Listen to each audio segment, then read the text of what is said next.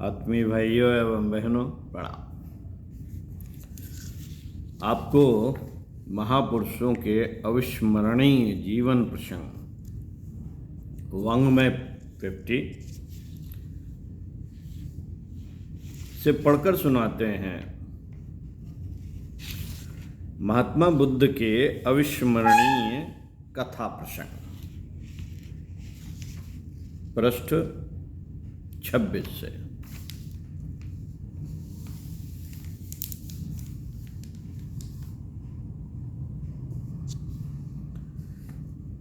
स्त्रियों के अधिकार। साथियों, बुद्ध के समय में शूद्रों की तरह स्त्रियों को भी बहुत कम सामाजिक अधिकार प्राप्त थे। ब्राह्मणों ने तो शूद्रो स्त्री न धीयताम की उक्ति के आधार पर स्त्रियों को सब प्रकार के शास्त्रीय ज्ञान और सामाजिक अधिकारों के अयोग्य ठहरा दिया था। बुद्ध ने इस स्थिति को समाज के लिए हानिकारक समझा और अपने संघ में स्त्रियों को भी पुरुषों की तरह सम्मिलित होने का अधिकार दिया। एक बार भ्रमण करते हुए बुद्ध जब वैशाली नगरी में पहुंचे तो वहां की प्रसिद्ध नगर वधू आम्रपाली के बगीचे में ठहर गए।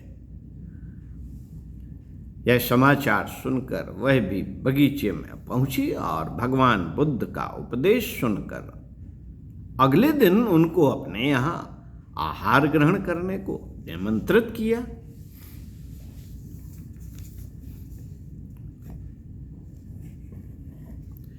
जब यह समाचार वैशाली के सरदारों ने सुना तो उन्होंने इसमें अपनी बड़ी बेइज्जती समझी और आम्रपाली को 1,00,000 रुपया लेकर भोजन कराने का अधिकार उनको देने का आग्रह किया। पर आम्रपाली ऐसे किसी प्रलोभन में न आई और उसने बुद्ध के संघ को भोजन करा के अपना बगीचा दान कर दिया और स्वयं उनकी शिष्या हो गई। इस प्रकार बुद्ध ने 50 वर्ष तक देश के कोने कोने से दूसरे कोने तक, एक कोने से दूसरे कोने तक